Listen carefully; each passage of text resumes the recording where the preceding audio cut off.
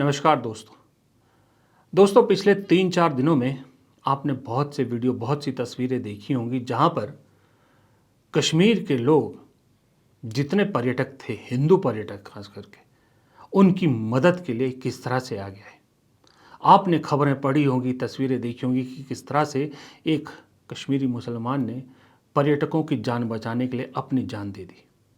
आपने देखा होगा किस तरह से वहाँ अपनी हैसियत से ऊपर बढ़कर वहाँ के स्थानीय निवासियों ने लोगों की मदद की। फिर कुछ थोड़ा सा रिवाइंड कीजिए और कुछ महीने पहले, एक महीने पहले की एक तस्वीर याद कीजिए, हिमाचल से आई थी, जहाँ एक बीजेपी की नेत्री जो वहाँ पंचायत की कुछ थी, वो किस तरह से 2 कश्मीरियों को कह रही थी कि आप अपने देश में रहा करो, सामान बेचने यहाँ नहीं आना है, और लोगों से अपील कर रही थी कि इनसे सामान नहीं खरीदना है।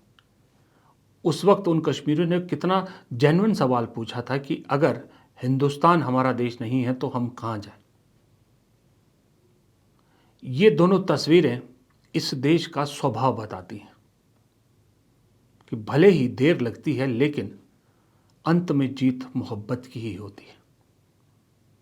लेकिन इस देश में मोहब्बत अभी भी इतनी डरी सहमी है कि देश के किसी कोने में नज़र उठाइए आपको तो आपको हर जगह मुसलमान फ़िलहाल अपने आप को देशभक्त साबित करने की कोशिश में दिखता नज़र आता है, जो पिछले 11 साल से लगातार कर रहा है। लेकिन इस वक्त एक डर, एक सहमा हुआ सा मुसलमान जामा मस्जिद से लेकर कश्मीर तक, कश्मीर से लेकर कन्याकुमारी तक, हर जगह अपने आप को देशभक्त साबित करने की कोशिश कर रहा है। और यही शायद वजह है कि गोदी मीडिया और संघ बीजेपी ने जो इस पहलगाम मामले से एक नैरेटिव बनाने की कोशिश की थी, नफ़रत का नैरेटिव, हिंदू बनाम मुसलमान, वो पूरी तरह से फेल हो गया।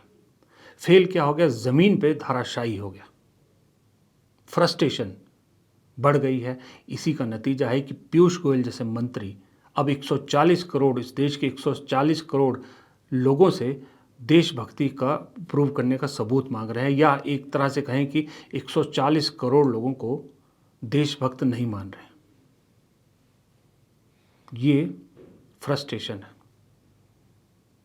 ये फ्रस्ट्रेशन है कि प्रधानमंत्री मोदी सर्वदलीय बैठक से दूर रहते हैं क्योंकि सवालों का सामना करना उन्हें नहीं आता।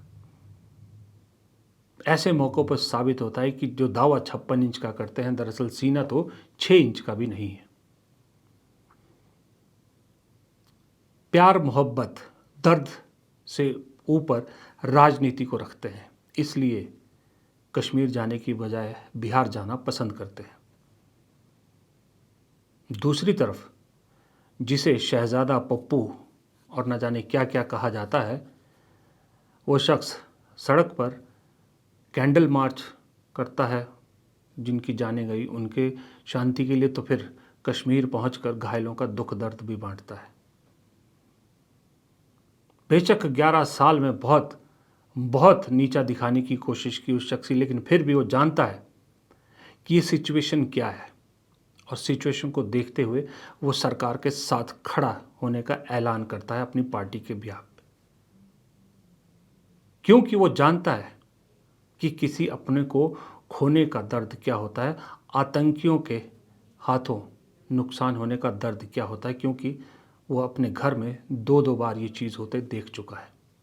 वो उस दर्द को महसूस कर सकता है, लेकिन वो क्या उस दर्द को महसूस करेगा जिसके लिए सत्ता ही सब कुछ है, सत्ता सर्वोपरि है। इसलिए पब्लिक ने उनके इस एजेंडे को पूरी तरह से रिजेक्ट कर दिया। मैं खुद हैरान हूँ कि इतने वीडियोस, इतने सोशल मीडिया पोस्ट जहाँ पर हर आदमी एक ही बात कह रहा है कि ये हिंदू मुसलमान का मामला नहीं है, आतंकियों का कोई धर्म नहीं होता। बात बिल्कुल सही है, क्योंकि अगर कश्मीर में जिन आतंकियों ने ये हमला किया, उन्होंने धर्म पूछकर लोगों को गोली मारी क्योंकि वो हिंदुओं को टारगेट करना चाहते थे। उनका मकसद था भारत में इसी तरह की नफ़रत फैलाना और भारत को अस्थिर करना। सरकार का सबसे पहला काम था कि इस नैरेटिव को वहीं ख़त्म करने की कोशिश करें, लेकिन क्या करें, जब रोजी रोटी ही इसी पे चल रही हो तो सबसे पहले इसी को फैला दिया। अगर वहाँ मुसलमान आतंकवादी थे, हिंदू शिकार था, जिसने कहा कि आतंकियों का कोई धर्म नहीं होता तो उन्हें पाकिस्तान प्रेमी कहा गया। लेकिन जब सवाल पूछा गया, फिर जो ट्रेन में एक आरपीएफ के जवान, सचिन नाम के हिंदू जवान ने मुसलमानों को चुन चुन के गोली मारी, वो क्या था? तो उसका भी कोई धर्म नहीं था, ना उसका कोई धर्म था, ना इन कश्मीरी आतंकियों का कोई धर्म है, ना उनका धर्म था जिन्होंने उदयपुर में एक कन्हैया लाल दर्जी की जान ली, उनका भी कोई धर्म नहीं, ना उनका कोई धर्म है जो गौ रक्षा के नाम पर कई मुस्लिमों को मौत के घाट उतार चुके हैं। धर्म किसी का नहीं होता, आतंकी, क्रिमिनल, इनका कोई धर्म नहीं होता।